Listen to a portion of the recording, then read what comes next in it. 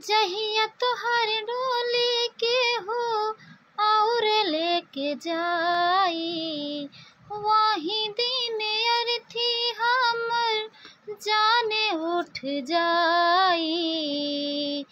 जहिया तोहर डोली के हो और लेके जाई, वही दिन अर्थी हमर जाने उठ जाई।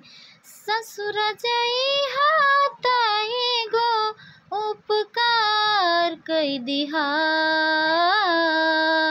हमर जान हो कि अपना हाथे हमारे अंतिम संस्कार कई दिहा, कि अपना हाथे हमारे अंतिम संस्कार कई दिहा। जहिया तोहर डोली के हो और लेके जाई।